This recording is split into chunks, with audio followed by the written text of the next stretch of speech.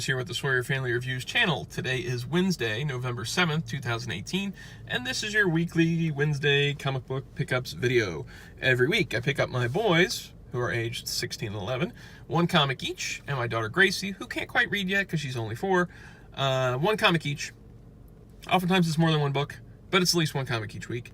And I pick up all my comics from Queen City Comics in Fairfield, Ohio, zip code 45014. If you're in the area and you dig comics, check out the shop.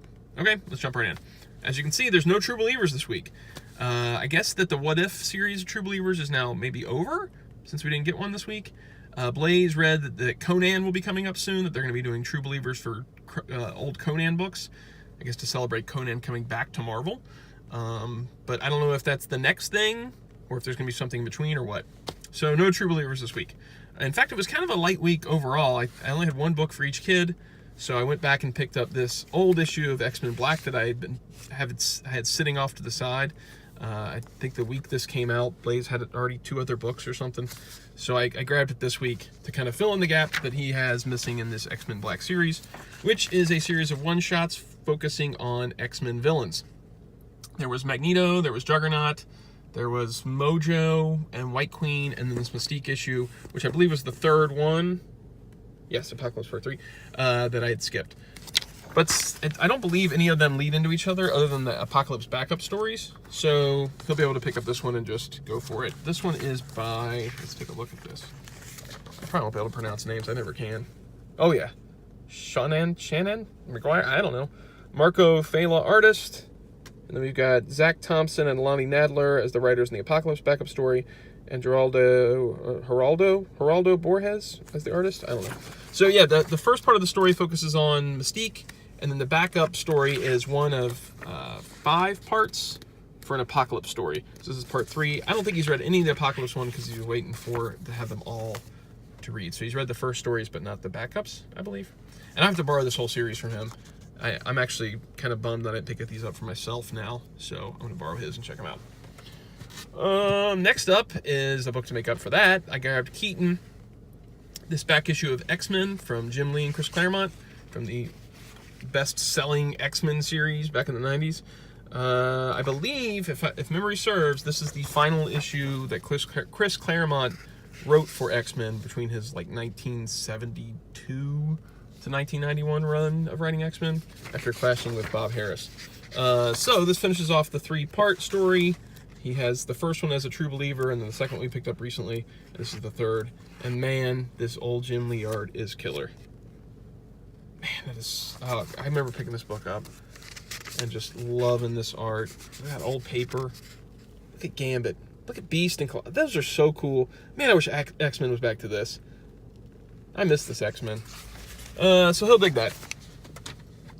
Then we have a book for Gracie, which is a new book from IDW called Disney Afternoon Giant. It's $5.99, but it is a big book, and it's going back to the 90s Disney Afternoon cartoons and doing stories based on those. So instead of current DuckTales, it's based on the old DuckTales. So the first part of the book is a DuckTales story called Rightful Owners, Part 1, Many Happy Returns. And as you can see, the art is pretty awesome. Looks just like the old cartoon. So that's a pretty hefty story to start with. And it ends on a cliffhanger saying that Rightful Owners Part 2, Ruby or Not to Be, I guess that's going to be in the next issue. And then we have a Rescue Ranger story that jumps right in with Gadget and eventually adds in the other Rescue Rangers. And this one is also, I can't show you the whole thing, I don't want to ruin it. Well, I don't need to tell you, but it's also a one that says to be continued. So I'm assuming issue 2 will also be DuckTales and Rescue Rangers. The only thing I hope is that a book called Disney Afternoon Giant doesn't just focus on DuckTales and Rescue Rangers, that we do get Tailspin and Darkwing Duck and other Disney Afternoon cartoons in here as well. Okay, the next one is Spider-Geddon, number 3 for Keaton. He's been reading this. It's by Christos Gage with Dan Slott, based on a story by Dan Slott, I think it was. And let's see.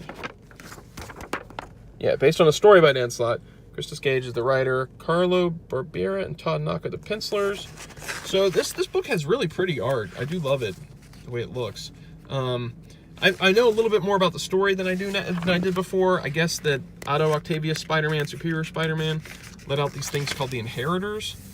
and so they're free in the universe, and Miles Morales and Superior Spider-Man decide they need teams to take them down, and Superior Spider-Man wants to get, like, ones that are willing to make hard decisions, basically, and take them out, and Miles Morales wants to go with ones that still have a moral code, so they each have a team of Spider-Men that they're picking up from different universes to fight these inheritors. Keaton digs it, and it's got Spider-Ham, so that's a bonus. And the last book for today is Marvel Knights #1 from Marvel. I guess this celebrates the 20th anniversary of Marvel Comics. Blaze is a big fan of Daredevil, and he likes Punisher, so I figured this would be up his alley. The regular cover was super boring, so I went ahead and got this variant cover by Diodata for it. And flipping through this and kind of reading a little bit of it before I started this video, it seems like a bunch of people have forgotten who they are. I don't know what caused this or what the story is, but they've forgotten who they are. So, like, Matt Murdock has forgotten who he is, that he's Daredevil and everything. And Frank Castle's there to kind of tell him who he is and remind him of the life they had.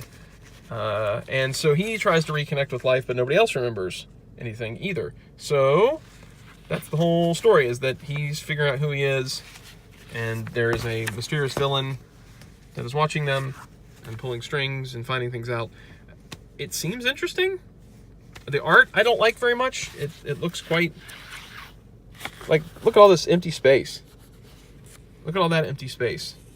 I don't really like that when there's so much empty space. Look at all that empty space. It seems rushed, or that the person drawing it may not know how to do backgrounds that well. So like this, empty space, empty space. I don't know if this is even the same artist. It might not be the same artist. Let's see.